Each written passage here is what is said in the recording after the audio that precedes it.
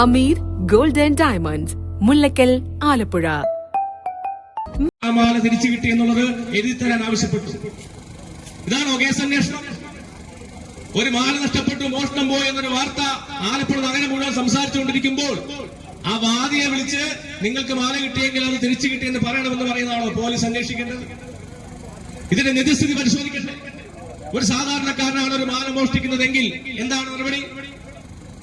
തെറ്റ് കേസിൽ അദ്ദേഹം പ്രതിയേർക്കും, തെറ്റ് കേസിൽ എഫ്ഐആർ ഇടും, ജാമ്യമില്ലാ വകുപ്പാണ്.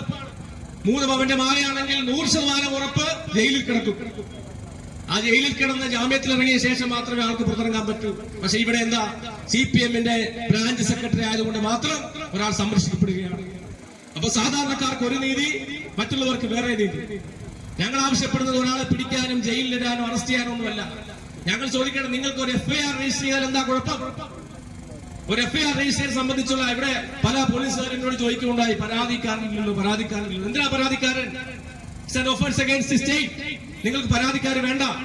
ഒരു ഇൻഫർമേഷൻ വന്നാൽ, സുപ്രീം കോടതിയുടെ ജഡ്ജ്മെന്റ് ഉണ്ട്, ഒരു ഇൻഫർമേഷൻ വന്നാൽ അതൊരു കോഗ്നൈസബിൾ ഒഫൻസ് ആണെങ്കിൽ ആ ഇൻഫർമേഷന്റെ അടിസ്ഥാനത്തിൽ you should register an FIR. Police cognizable ഒഫൻസിൽ FIR രജിസ്റ്റർ ചെയ്യണം. And you should start investigation.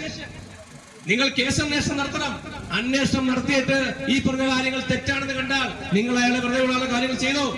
നിങ്ങൾക്ക് അന്തിമ റിപ്പോർട്ട് കൊടുക്കാമല്ലോ. നിങ്ങളുടെ കേസ് അന്വേഷണത്തിൽ നിന്നും ഇത് മാല മോഷണമല്ലായിരുന്നെന്നും കളഞ്ഞുപോയതാണെന്നുമുള്ള ഫൈനൽ റിപ്പോർട്ട് നിങ്ങൾ കൊടുത്തോ?